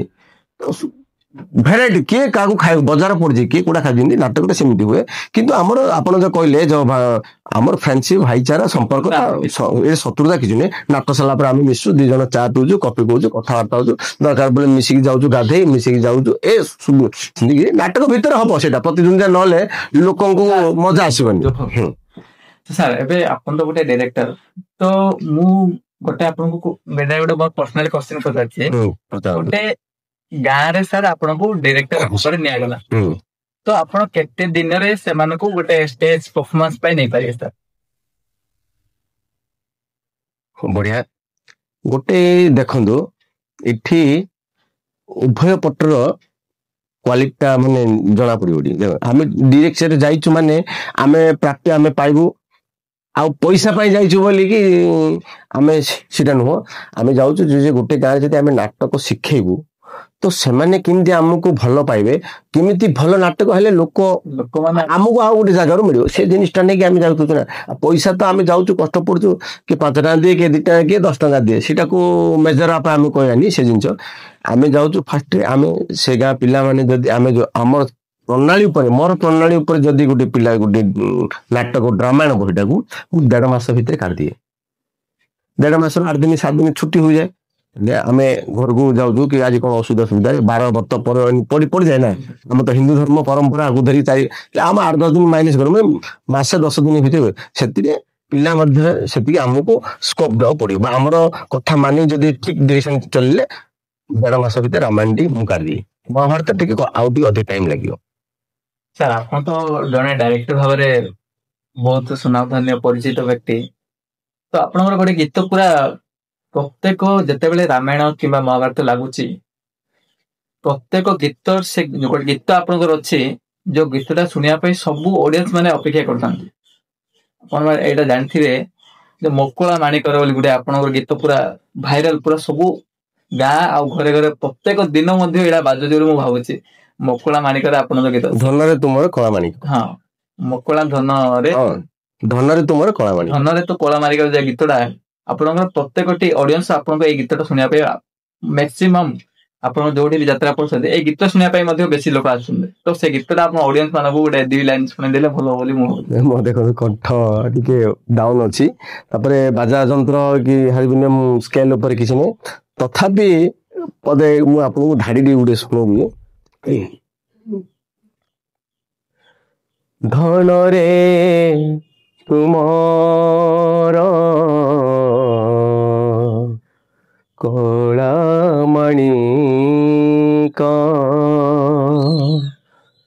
ଶୁଖି ଯାଇଛି ତୋର ଚନ୍ଦ୍ରମା ମୁଖରେ କଳା ମାଣିକ। ସାର୍ ଏବେ ତ ରାମାୟଣ କଥା ଆମେ ଚିନ୍ତା କଲେଣି, ଟିକେ ମହାଭାରତ ଆଡେ ଯିବା। ଆପଣଙ୍କୁ ତ ଦିଟା ଯାକ ଜିନିଷ ଭଲ ଭାବରେ ଆମର ଦର୍ଶକ ମାନଙ୍କୁ ବି ଯୋଉ କୌଣସି ଜାଗାରେ ବି ଷ୍ଟେଜ ପରଫର୍ମାନ୍ସ ପାଇଁ ବି ଯାଉଛନ୍ତି, ସେମାନଙ୍କୁ ବି ଭଲ ପ୍ରିପାରେସନ କରୁଛନ୍ତି ବୋଲି ଆମେ ଜାଣିଛୁ। ଏଇ ଯୋଉ ମହାଭାରତ ସାର୍, ଯାହା ପାଇଁ ମହାଭାରତ ହେଇଛି ବୋଲି ମୁଁ ଜାଣିଛି, ସେ ଶକୁନି ପାଇଁ, ସେ ଶକୁନିର ଡାଇଲଗ ଗୋଟେ ଆପଣ ଶୁଣେଇଥିଲେ ଭଲ ହେଇଥାନ୍ତା ସାର୍। ଶକୁନି ଆମେ ସମସ୍ତେ ଭାଇ ଯଦି ଶକୁନିଟା ଗୋଟେ କୁକେଟ ବା ଗୋଟେ ଭିଲେନ ଟାଇପ ଜିନିଷଟା, କିନ୍ତୁ ଶକୁନି ସେ ଗୋଟେ ବହୁତ ମହାଜ୍ଞାନୀ, ବୁଝିଲେ, ଟାଲେଣ୍ଟେଡ, ଯୋଉଟା କି ଆମେ କହୁଛୁ ଆଜିକା ଯୁଗରେ ଟାଲେଣ୍ଟେଡ ଶକୁନି। ସେ କଣ ଦେଖନ୍ତୁ, ଦୁର୍ଯ୍ୟୋଧନ ତାର ଗର୍ବ ଆଉ ଅହଙ୍କାର ଲାଗି ଆଜି ଦୁର୍ଯ୍ୟୋଧନ 100 ଭାଇ ଆଜି ଧ୍ୱଂସ ହେଇଛନ୍ତି। ଶକୁନି ବାପାଙ୍କ କଥା ଶୁଣିଥିବା ଯୋଗୁଁ ଆଜି ସେ ତାର ସଫଳତାରେ ଶୀର୍ଷରେ ପହଞ୍ଚିଛି, ଯେ ତୋର 99 ଭାଇ ମରିଯାଇଛନ୍ତି ଆଉ ବାପା ବି ମରିଯାଇଛନ୍ତି, ତାଙ୍କୁ 100 ଜଣ ତାଙ୍କର ଅର୍ଥ ଫ୍ୟାମିଲିରୁ ପଳେଇଛି, ଆକୁ ଜଣକୁ ବଞ୍ଚେଇଛନ୍ତି। ତ ସେମାନେ କଣ ମୂର୍ଖ କି? ତ ସମସ୍ତଙ୍କର ଆହାର ଜଣକୁ ଦିଆଯାଏ, କି ସମସ୍ତଙ୍କର ଆହାରଟା ଆକୁ ଦେଇକି ଆକୁ ବଞ୍ଚେଇଛନ୍ତି, ଜାଣିଛନ୍ତି ଯେ ଶକୁନି ହିଁ ଆମର ପ୍ରକୃତରେ ପ୍ରତିଶୋଧ ନେଇପାରିବ, ଇଏ ସମସ୍ତଙ୍କୁ ସାନ ଶକୁନି ତ ବଞ୍ଚେଇଛି। ଯେତେବେଳେ ଶକୁନି ମରିଯାଇଛି, ଗାନ୍ଧାର ସେନ ବାପା ଯେତେବେଳେ ମରିଯାଇଛି, ଶକୁନି ସେଠି ବାପାଙ୍କ ପାଖରେ କାନ୍ଦିକି ବସିଛି। ସେଠି ଆସିଛନ୍ତି ଦୁର୍ଯ୍ୟୋଧନ, ସବୁ ସେ ଜାଣିଛି ଯେ, ଆଉ ଗୌରୁଣୀକି ଯେତେବେଳେ ଖାଦ୍ୟ ନ ଯାଇଛି ସେତେବେଳେ କହୁଛି ବନ୍ଦୀ ଗୃହରେ ଯିଏ ଅଛି ତାର ଭିତର କଥାଟା କହିଛି, ଆଉ ଏତେ ମୁଁ ଷ୍ଟୋରି କହିବି କି ଆପଣ। ଦୁର୍ଯ୍ୟୋଧନ ସେଠି ଏଣ୍ଟ୍ରି ହେଇଛନ୍ତି, ଶକୁନି ବାପା ପାଖରେ ପାଦ ପାଖରେ ବସିକି କାନ୍ଦିଛି। ଶକୁନି ଦୁର୍ଯ୍ୟୋଧନ ଆସିଛନ୍ତି, ମମଶ୍ରୀ ମମଶ୍ରୀ ମମଶ୍ରୀ। ଶକୁନି ଉଠିଛି, କିଏ? ଦୁର୍ଯ୍ୟୋଧନ, ଆଉ କି କଠୋର ଦଣ୍ଡ ଦେବାକୁ ଆସିଛ ରାଜା ଦୁର୍ଯ୍ୟୋଧନ? ନା ମାମାଶ୍ରୀ, ଜୀବନରେ ଅଛ, ରକ୍ଷ ତୁମେ ଆଜି ରୁଦ୍ଧ କାରାଗୃହ ମଧ୍ୟରୁ। ମୁଁ ଆଉ ମୁକ୍ତି ଚାହେଁନା ରାଜା, ମୁଁ ଆଉ ମୁକ୍ତି ଚାହେଁନା। ପାର ଯଦି ମତେ ମୃତ୍ୟୁ ଦଣ୍ଡ ଦିଅ। କ୍ଷମା କର ମାମାଶ୍ରୀ, ଆସିଛୁ ଆମେ ନବାକୁ ପାଛଟି ତୁମକୁ ହସ୍ତିନା ରାଜ୍ୟ ସିଂହାସନରେ ତୁମକୁ ମନ୍ତ୍ରୀ ପଦେ କରି ଘୋଷିତ। ଆଜି ତୁମର ଇଙ୍ଗିତରେ ହସ୍ତିନା ରାଜ୍ୟ ହବ ପ୍ରଚାଳନ। ମୁଁ ଏ ରାଜ୍ୟ ଭାର ଚାହେଁନା, ଏ ମନ୍ତ୍ରୀ ପଦକୁ ମୁଁ ଚାହେଁନା ଦୁର୍ଯ୍ୟୋଧନ। ପାର ଯଦି ମତେ ମୃତ୍ୟୁ ଦଣ୍ଡ ଦିଅ। ଏଟା ହେଇଛି, ସେଠୁ ଯାଇଛି ଦୁର୍ଯ୍ୟୋଧନ। ହଉ ଚାଲ ଭଣଜା, ଯା କହିଛି ସେଠୁ ଶକୁନି ଉଠିଛି ଧୀରେ ଧୀରେ। ତାର ଷ୍ଟାର୍ଟିଂ ହେଇଛି, ପିତାଙ୍କ ଚରଣ ଛୁଇଁ କରିଛି ଶପଥ, ନେବି ପ୍ରତିଶୋଧ। ତିଳେ ତିଳେ ପ୍ରତିଶୋଧର ଅହଂଭାବରୁ ଜାତ ହୋଇଥାଏ ଏ ମହାମାରୀ ଶକୁନିର କପଟତା। ଦଗ୍ଧ ଜୀବନର ହସ୍ତି କଙ୍କାଳ ଦ୍ୱାରା ବଞ୍ଚିଛି ଏହି ଶକୁନି କେବଳ ପିତା ଆଉ ଭାଇମାନଙ୍କର ପ୍ରତିଶୋଧ ଆଶାରେ। ହେ ଦୟାମୟ, ତୁମେ ଶକୁନି ଶରୀରକୁ ଶକ୍ତ କରିଦିଅ, ତେଜଭୂତିତ କରିଦିଅ, ଆଉ ମୁଁ ଯେପରି ମୋର ପଥରେ ଉତ୍ତୀର୍ଣ୍ଣ ହୁଏ। ମୁଁ ତ ଏଭଳିଆ ଡାଇଲେକ୍ଟ ଶକୁନିର ବହୁତ ବଢିଆ ଡାଇଲେକ୍ଟ ଯାକ ଅଛି। ଆଉ କହୁଥିଲେ ଆগে ଆପଣ ଇଏ ହବ, ଶକୁନିର ଭଳିଆ ଡାଇଲେକ୍ଟ ଭଲ ଭଲ ଡାଇଲେକ୍ଟ ଯାକ ଅଛି। ଏବେ ଗୋଟେ ଆପଣ ଯାତ୍ରା ତ ବହୁତ କରିଥିବେ, ଗୋଟେ ଷ୍ଟେଜ ପ୍ରୋଗ୍ରାମ ପାଇଁ ଆପଣଙ୍କର କେତେ ଇନକମ୍ ହଉଛି ସାର୍? ସେଟା କଣ କହିବା, ଆମର ୟୁନିୟନରେ ଆମର ସଂଘର ଅଛି, ଆମେ 10,000 ଟଙ୍କା ନଉଛୁ ଷ୍ଟେଜ ପ୍ରୋଗ୍ରାମରେ। ଆପଣ ମତେ ଦେଖିଲେ କି ମୋ ଗୀତଟି ଦେଖିଲେ କି ଆପଣ ମନ ଛୁଇଁଲା ନାଟକଟା ଭଲ ଲାଗିଲେ, ଆପଣ କିଏ 10 ଟଙ୍କା, କିଏ 50 ଟଙ୍କା, କିଏ 100 ଟଙ୍କା ପ୍ରାଇଜ ଆକାରରେ କୋଉଠି 5,000 ମିଳେ, କୋଉଠି 2,000 ମିଳେ, କୋଉଠି 1,000 ମିଳେ। କିନ୍ତୁ ଆମର ଷ୍ଟେଜରେ ବସିଲୁ 18 ଘଣ୍ଟା, 17 ଘଣ୍ଟା, 16 ଘଣ୍ଟା, ଆମର 10,000 ଟଙ୍କା। ସାର୍ ଏବେ ଆପଣ ଦେଖିଥିବେ ଆମର ଧୀରେ ଧୀରେ ଯୋଉ ରାମାୟଣ ମହାଭାରତ ଧୀରେ ଧୀରେ ଲୋପ ପାଇବା ଲାଗିଲାନି। ମାନେ ଅଡିଏନ୍ସ ମାନଙ୍କୁ ଏଇ ଯୋଉ ରାମାୟଣର ଷ୍ଟେଜ ଆଉ ସେତେ ଭଲ ଲାଗୁନି। ତାଙ୍କେ ଧୀରେ ରେକର୍ଡ ଡ୍ୟାନ୍ସ ଏମିତି ବେଶୀ ଆଲବମ ଧୀରେ ଧୀରେ ଆଧୁନିକ ଯୁଗ ଆଡେ ଚାଲିଗଲେଣି। ତ କଣ କଲେ ଆମର ଏଇ କଳା ବଜାୟ ରହିବ ବୋଲି ଆପଣ ଚିନ୍ତା କରୁଛନ୍ତି ସାର୍?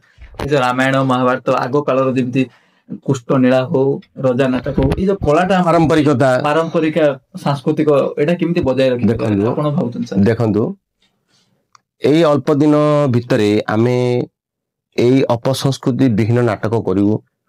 ନାଟକ 50 ଘଣ୍ଟା 60 ଘଣ୍ଟା ଯୋଉ ନାଟକ ହଉଛି, ଦର୍ଶକ ମାନେ କିଏ ଆସିଲେ, ଆମେ ଯାଇଥିବୁ ନାଟକ କରୁଥିବୁ, ଆମେ ଷ୍ଟେଜରେ ବୋଇଲା କି ନାଟକ ବିରାଧ ହେଲା 8 ଘଣ୍ଟା କଲେ, ରାବଣ ତପସ୍ୟା ବେଦମତୀ 17 ଘଣ୍ଟା କଲେ ବା 5 ଘଣ୍ଟା କଲେ, ଏଇ ଲବଣୀ ଚୋର 7 ଘଣ୍ଟା ପର୍ଯ୍ୟନ୍ତ କରୁଛନ୍ତି।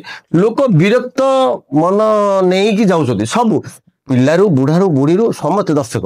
କେହି ଗୋଟେ କହୁନାହାନ୍ତି ନାଟକଟା ଭଲ ଲାଗିଲେ, କେହି ଗୋଟେ କହୁନାହାନ୍ତି, କେହି ବି। ମୁଁ ଆଜି କିଏ କହୁଛୁ, କିନ୍ତୁ ବାଦ ନାଟକ ଆମେ ହେଲା ଆମେ ସମସ୍ତେ ଯଦି ନାଟକ ଦେଖିବ ବିରକ୍ତ ମନ হবে କଣ ପାଇଁ ନା ବାଦ ନାଟକ ଘଣ୍ଟାଟା। ଆମେ ସେଥିପାଇଁ ଆମେ ଗୋଟେ ଗଞ୍ଜାମ ଆମର ମା କୋଡେଶୁଣୀ ସଂଘ ଆମେ ନିଷ୍ପତ୍ତି ନେଲୁ ଯେ ବାଦ ନାଟକ ଆଉ କରିବାନି। ଯଦି ବାଦ ନାଟକ କରିବା ଧୀରେ ଧୀରେ ଆମେ ବାଦ ନାଟକ ତ ନିଶ୍ଚିତ ଯୋଉ ଗାଁ ଯାକ ରହୁଛି ଆମେ କଣ ଛାଡିପାରିବା କି କରିବା, କିନ୍ତୁ ହଠାତ୍ ଆମେ ମାସେ 2 ମାସ କି 3 ମାସ ପାଇଁ ଆମେ ଗୋଟେ କରିବା, ତାପରେ ଆମେ ଧୀରେ ଧୀରେ ସଞ୍ଚାଳିତ ହେଇକିରି ଆମେ ଟାଇମ ସୀମିତ ରଖିବା, କଣ କାଟିବା ଜିନିଷ ଏମିତି କଲେ ନାଟକଟା ଲୋକ ଦେଖିବେ। ତ ଏଭଳିଆ କରିବା ପାଇଁ ଏ ପରିସ୍ଥିତି କରି କରିଥିଲୁ, ସକ୍ସେସ କରିଥିଲୁ। କିନ୍ତୁ କେତେଟା ଯୋଉମାନେ ସେ ଆମର ସଂଘ ଆମର ଇଏକୁ ଆମର ସଂଘ ବାହାରୁ ବାହାରିକିରି ସେମାନେ ଆମେ ଆମର ରୁଲ ରେଗୁଲେସନ ଫଲୋ କଲେନି, ଆମ ବିରୁଦ୍ଧରେ ଯାଇକିରି ସେମାନେ ନାଟକ ବାଦ ନାଚ ଧରିଲେ କଲେ। ଆମ ସଂଘଟାକୁ ଅପସଂସ୍କୃତି କରିବା ପାଇଁ ଚାହିଁଲେ, ସେମାନଙ୍କର ଫାଇଦା ଅଛି, ଅପସଂସ୍କୃତି କଲେ ସେମାନଙ୍କର ଫାଇଦା ହବ, ସେମାନଙ୍କୁ ନାଟକ ଅଧିକ କଲ ମିଳିବ, ସେମାନେ କରିବେ। ସେ ଟାଇପ ସେ ଜିନିଷ ହେଇ ରହିଲା କରୁଛନ୍ତି। କିନ୍ତୁ ଦର୍ଶକ ମାନେ ବୁଝିବା ଦରକାର, 50 ଘଣ୍ଟା ନାଟକ ତମେ ଯୋଉ ଦେଖୁଛ, ଯାହା ପାଉଛ, ଯୋଉ ବିରକ୍ତ ମନ ପ୍ରକାଶ କରୁଛ, 16 ଘଣ୍ଟା ଭିତରେ ତାଠୁ ଭଲ ଜିନିଷ ତମେ ଦେଖିବ। ତେଣୁ ଚିନ୍ତା କରନ୍ତୁ ଯେ ଅପସଂସ୍କୃତି ବିନା ନାଟକ ଛାଡନ୍ତୁ। ଆଉ ଯିଏ ବି ଅପସଂସ୍କୃତି କରୁଛି, ମୁଁ ବି କହୁଛି ଚ୍ୟାନେଲ ମାଧ୍ୟମରେ, ଷ୍ଟେଜ ଉପରୁ ସିଧା ଉଠନ୍ତୁ, ରାମ କରୁ, ରାବଣ କରୁ, XY Z ଯିଏ ବି କରୁ, ଯେକୌଣସି କଳାକାର କରୁ, ତାକୁ ସେଠି ସିଧା ପିଟନ୍ତୁ ସେଠି। ଯେହେତୁ ଆମେ ଡିରେକ୍ସନ ଆମେ ଡର ଆଣିକି, ନହେଲେ ସେ ମ୍ୟାନେଜରକୁ କୁହନ୍ତୁ, ନହେଲେ ସେ ଥାନାରେ ମାରି ଦିଅନ୍ତୁ, ଯାହା କରନ୍ତୁ। ଡିରେକ୍ଟର ବି ଭୁଲ କଲେ ଆମକୁ ବି ପିଟନ୍ତୁ ଯେ ସାର୍ ତମେ ଏଠି କଣ ଭୁଲ କଲ। ଏ ଜିନିଷ ବି କୁହନ୍ତୁ ଆମେ ମଧ୍ୟ ରାଜି, କିନ୍ତୁ ଏ ଅପସଂସ୍କୃତି କରିକି ଡ୍ରଜର ଆଣିକି ଘୁଷି ଆଣିକି କୁକୁଡ଼ା ଆଣିକି 5 ଘଣ୍ଟା 10 ଘଣ୍ଟା ଏଇ ଜିନିଷ କରିକି ବେଦମତି ହରଣ ଏବେ କରୁଛନ୍ତି ସାରେ। ବେଦମତି କରୁଛନ୍ତି, ବେଦମତି ନାହିଁ। ବେଦମତି କିଏ? ବେଦମତି ହଉଛି ସେ ଗୋଟେ ଭଗବାନଙ୍କ ଗୋଟେ ଅଂଶରୁ ଜାତ, ସେ ଦେବ ଋଷିଙ୍କ କନ୍ୟା ବେଦମତି। ତା ନାଁ ହେଇଛି ବେଦ, ସେ ବେଦରୁ ଜାତ, ଅର୍ଥ ବେଦରୁ ଜାତ ବେଦମତି। ସେ ହିଁ ସ୍ୱୟଂ ସୀତା ରୂପେ ଯିଏ ମା ଜାହ୍ନୁ ଯିଏ ରୂପରେ ହିଁ ଜନ୍ମ ହେଇଛି। ତା ଭଳିଆ 15ଟା ବେଦମତି କରୁଛନ୍ତି, 15 ଜଣଙ୍କୁ ହରଣ କରୁଛନ୍ତି। ହରଣ ଗୋଟେ ହରଣ ବେଦରେ 15ଟା ହରଣ, ଯୋଉ ପଟେ ଟାଇମ ଟେକିଂ ହଉଛି ଏମିତି ଆଉ। ଦେଖନ୍ତୁ ଏବେ ଯୋଉ ଅପସ୍ମୃତି ହେଉଛି ଅପସଂସ୍କୃତି ସାର୍, ଏବେ ଦେଖନ୍ତୁ ଯୋଉ ଅପସଂସ୍କୃତି ଆମର ଯୋଉ ନାଟ୍ୟ ହଉଛି, ଏଇଟା ହବା ଦ୍ଵାରା ଆମର ବହୁତ ସମାଜ ନଷ୍ଟ ହବାର ଲାଗିଛି। କାହିଁକି ନା ପିଲା ମଧ୍ୟ ଏଇ ଯୋଉ ଅପସଂସ୍କୃତି ନାଟ୍ୟ ଦେଖିକି ବହୁତ ବିଗିଡି ଯାଉଛନ୍ତି ସାର୍। ଧୀରେ ଧୀରେ ଏଇ ଯୋଉ ଜିନିଷଟା ଅପସଂସ୍କୃତି ନାଟ୍ୟ ଯୋଉ ହଉଛି, ଏଇଟା ବନ୍ଦ ହେଲେ ହିଁ, ମାନେ ମୋ ପର୍ସନାଲ ତରଫରୁ ମୁଁ କହୁଛି, ଏଇଟା ବନ୍ଦ ହେଲେ ଆମର ଧୀରେ ଧୀରେ କଳା ସଂସ୍କୃତି ଆପଣେଇକି ଲୋକମାନେ ଧୀରେ ଧୀରେ ଡେଭଲପ ହେବେ। ଯେ ଆମର କଳା ସଂସ୍କୃତି ଯେମିତି ସଂସ୍କାର ଆଗକୁ ଚାଲିବ ବୋଲି ମୁଁ ଭାବୁଛି। ଏଇଟା ତ ମୁଁ ଆପଣଙ୍କୁ ଏବେ ହିଁ କହିଲି, ଏଇଟା ପାଇଁ ଆମେ ବହୁତ ମେଣ୍ଟାଲି ପ୍ରିପେୟାର ହେଇକି, ବହୁତ ସଂଯତତା ହେଇକିରି, ବହୁତ ଗୋଟେ ଗୁରୁର ଦାୟିତ୍ୱତା ନେଇକିରି ଆମେ ଜିନିଷଟାକୁ କରିବା ପାଇଁ ଜନସମାଜରେ ପ୍ରକୃତ ରାମ ବୋଲେ କିଏ, ସୀତା କିଏ, ଲକ୍ଷ୍ମଣ କିଏ, ଭାଇ କିଏ, କୃଷ୍ଣ କିଏ, ଶକୁନି କିଏ, ପ୍ରତ୍ୟେକ ଲୋକଟେ ଜାଣନ୍ତୁ। ସେଇଟା ଆମ ପରିବାର ଭିତରେ ଅଛି। ଆମ ପରିବାର ଭିତରେ ମୁଁ ଧନ୍ୟ, ମୁଁ ରାବଣ ହେଲି, ମନେକର କଥା, ମୋ ଭିତରେ ହିଁ ରାବଣ ଅଛି, ମୋ ଭିତରେ ରାମ ଅଛି, ମୋ ଭିତରେ ଶକୁନି ଅଛି, ମୋ ଭିତରେ, ଆମ ଭିତରେ ହିଁ ସବୁ ଜାତ ହୁଏ। ତ ଆମେ ଯଦି ଆଜିକା ଡେଟ୍ରେ ଯଦି ଧରୁଥିବା ପିଲାଟାକୁ ଆମେ ସେ ଜଣ କୁକୁଡ଼ା ଖାଉଥିବ ଦେଖିଲେ, ମଦ ବୋତଲ ପିଉଥିବ ଦେଖିବା, ସେ ହିଁ ସେଇଟା ଶିଖିବ, ପ୍ରଭାବ ପଡୁଛି। ତ ଆମେ ଆମ କଥାଟାକୁ ଲୋକମାନେ ହୁଏତ ଗ୍ରହଣ ନ କରିପାରନ୍ତି, ବୁଝିଲେ କି? ଆଜି ତ ଅନ୍ୟକୁ ପ୍ରଶ୍ରୟ ଦେବା ପାଇଁ ବହୁତ ବହୁତ ସେ ଅପସଂସ୍କୃତି ଆଡକୁ ତ ବେଶୀ ଗତି କରୁଛନ୍ତି। ଯଦି ସଂସ୍କୃତି ଆଡକୁ ଗତି କରିଥାନ୍ତେ, ତାହେଲେ ଆମେ ତ ଦେଇଥିବା ମତ ବାଦେ ନାଚ ବନ୍ଦ କରିବୁ ଆଉ ଭଲ ନାଟକ କରିବୁ, ତାହେଲେ ଆମ କଥାର ସମସ୍ତେ ଗ୍ରହଣ କରିଥାନ୍ତେ। ତ ଲୋକ ଏଠି ଅପସଂସ୍କୃତି ଆଡକୁ ଯାଉଛନ୍ତି, ଆଉ ଯାଆନ୍ତୁ। ଆମେ ଯଦି ଆମ ପେଟ ପାଟଣା ଆମେ କାହିଁକି ମାରୁ? ଯଦି ଯାଉଛନ୍ତି, ସମସ୍ତେ ଯାଉଛନ୍ତି, ଯିବେ। ଆମେ ବି ତା ସହିତ ଆମେ ହାତ ମିଳେଇ ଦଉଛୁ ବାଧ୍ୟ କରିକି। ଆମେ, ଆମର ଇଚ୍ଛା ନୁହଁ, କିନ୍ତୁ ଆମେ ବାଧ୍ୟକତାରେ ଯିବା ପାଇଁ ବାଧ୍ୟ ହଉଛୁ। ସାର୍, ମନେକର ଆପଣଙ୍କୁ ଏବେ ମନେକର ଗୋଟେ ଷ୍ଟେଜ ପ୍ରୋଗ୍ରାମ ପାଇଁ ଡକାଯିବ, କଲିଂ ଆପଣଙ୍କୁ କେମିତି ଆସିଛି ସାର୍?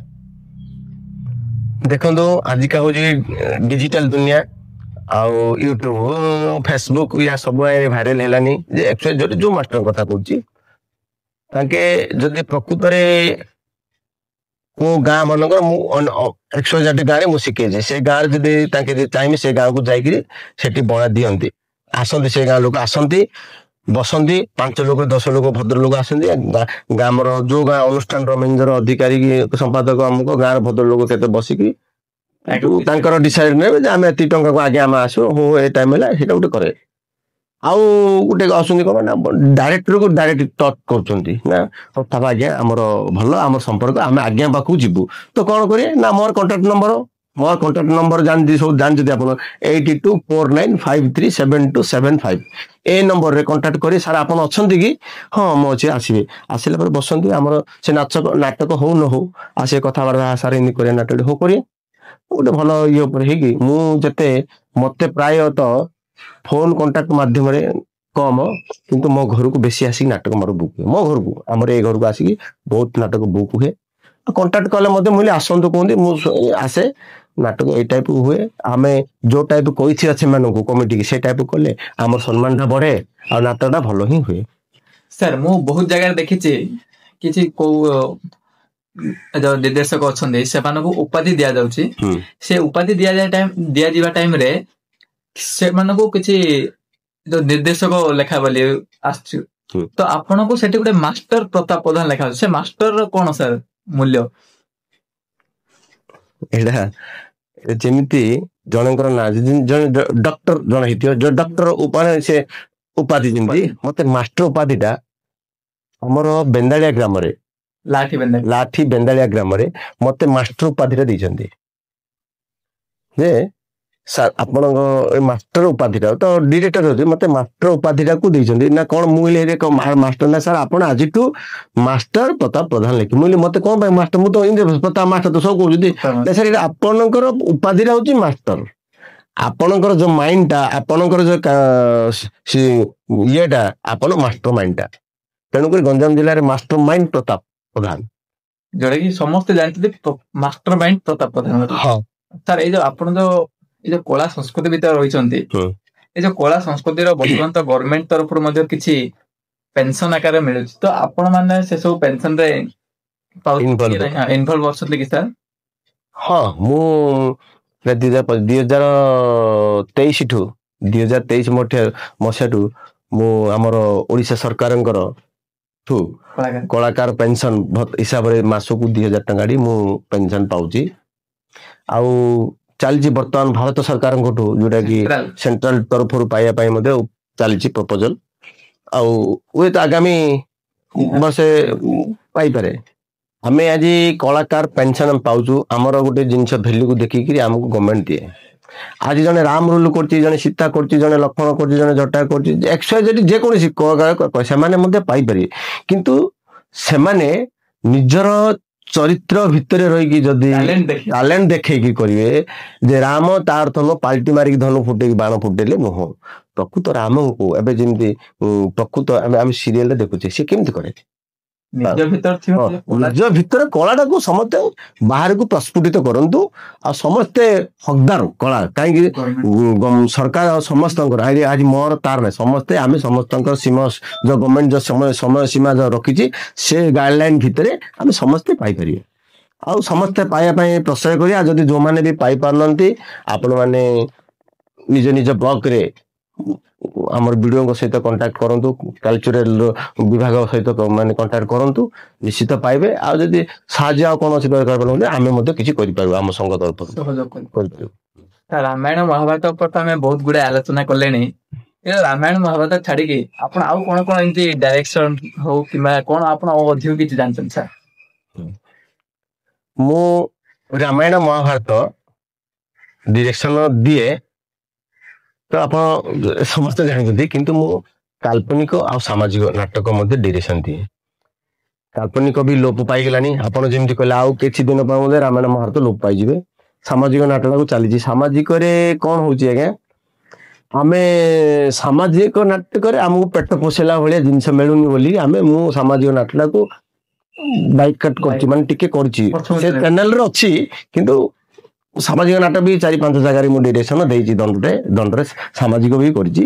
କିନ୍ତୁ ସାମାଜିକକୁ ଗଲେ ଆମର ଭ୍ୟାଲୁଲେସ୍ ହେଇଯାଉଛି। ସାମାଜିକରେ ଯେତେବେଳେ ଆମେ ନାଟକ ଶିଖଉଛୁ ଶିଖିଲା ଭିତରେ ଡାଇରେକ୍ଟରକୁ ଭଲ ପଚାରନ୍ତି। ଯେତେବେଳେ ଆର୍ଟିଷ୍ଟ ମ୍ୟୁଜିକ ପଳେଇ ଆସନ୍ତି ଆଉ ଡାଇରେକ୍ଟରର ସେଠି ଲୁପ୍ତ ହେଇଯାଏ। ସେଠି ଗୁରୁଙ୍କ ପିଛା ଛାଡ଼ିଦେବେ ସେ ଆର୍ଟିଷ୍ଟ ରୁନୁ ଆପା ଅମକ ଅପା ସମକ ଅପା ଦିଦି ମିଦି ତା ପିଛା ଖର୍ଚ୍ଚ କରି ଡାଇରେକ୍ଟରକୁ ପାଣି ଟିକେ ପିଇବା ପଚାରେ। ସେଇଠୁ ମୋର ଗୋଟେ ଜାଗାରେ ଏମିତି ହେଲା ମୋ ମନେ ଆମେ ଯାହାକୁ ଶିଖେଇଛେ ପିଲର ଦେଇକିରି ଆମେ ଫାଉଣ୍ଡେସନ ଦେଇକି କରିଛେ, ଯେତେବେଳେ ଛାତ ପଡ଼ିଲାନି ଆଉ ଜଣେ ପଳେଇବ ସେ ତାଙ୍କୁ ଆଉ ଗୁରୁଙ୍କୁ ପଚାରିବନି। ତ ଏଠି ଆମେ କାହାର ନାଁ ନବାନି ତ ସେଥିପାଇଁ ବୋଲି ମୁଁ ସାମାଜିକଟାକୁ ବାଇକଟ କରିଛି। ମୁଁ କିନ୍ତୁ ସାମାଜିକ ଡାଇରେକ୍ସନ ଦିଏ, କାଳ୍ପନିକ ଦିଏ, ରାମାୟଣ ମହାଭାରତ ଦିଏ, ଐତିହାସିକ ବହି ମଧ୍ୟ ଦିଏ। ଛତ୍ରପତି ଶିବାଜୀ ଡିରେକ୍ସନ ଦିଆହେଇଛି, କରାହେଇଛି। ସାର୍ ସମୟ ତ ବହୁତ ହେଲାଣି। ତ ଏହି ବ୍ରଡକାଷ୍ଟ କାର୍ଯ୍ୟକ୍ରମଟି ଆପଣଙ୍କୁ କେମିତି ଲାଗିଛି ଆମର ଅଡିଏନ୍ସ ମାନଙ୍କୁ କିଏ ଜଣେଇବେ ସାର୍? ଏଇ ଡିଜିଟାଲ ଓଡିଶାକୁ ମୁଁ ତ ସର୍ବପ୍ରଥମେ କୃତଜ୍ଞତା ସହିତ ମୋର ଅନ୍ତରର ସହିତ ମାନେ ସମ୍ବର୍ଦ୍ଧନା ମୁଁ ଜଣାଉଛି ଯେ ଏ ଚ୍ୟାନେଲର ଅଭିବୃଦ୍ଧି ହଉ। ଆଉ ସମସ୍ତେ ଦର୍ଶକ ବା ଦେଖୁଥିବା ଚ୍ୟାନେଲ ସମସ୍ତ ଦର୍ଶକ ବା ମାନଙ୍କୁ ମୁଁ ଅନୁରୋଧ କରୁଛି ସମସ୍ତେ ଲାଇକ୍ ଆଉ କରନ୍ତୁ, ସେୟାର କରନ୍ତୁ। ଆଉ ସେ ଚ୍ୟାନେଲର କିନ୍ତୁ ଉତ୍ତରାଧର ନିଅନ୍ତୁ। ଆଉ ସେ କିପରି ତାଙ୍କର ଭଗବାନ ତାଙ୍କୁ ପ୍ରାର୍ଥନା କରନ୍ତୁ, ମା କୁଳେଶ୍ୱରୀ ମା କରନ୍ତୁ ଯେ ତାଙ୍କର ଏ ଚ୍ୟାନେଲଟି ଉନ୍ନତ ହଉ। ଆଉ ସମସ୍ତେ ଲାଇକ୍ ସେୟାର କରନ୍ତୁ। ଆଉ ଭଲ ଭଲ କଳାକାର ବା ଭଲ ଭଲ ଜିନିଷ ଯେମିତି ଦର୍ଶକ ପାଖରେ ପହଞ୍ଚାନ୍ତୁ।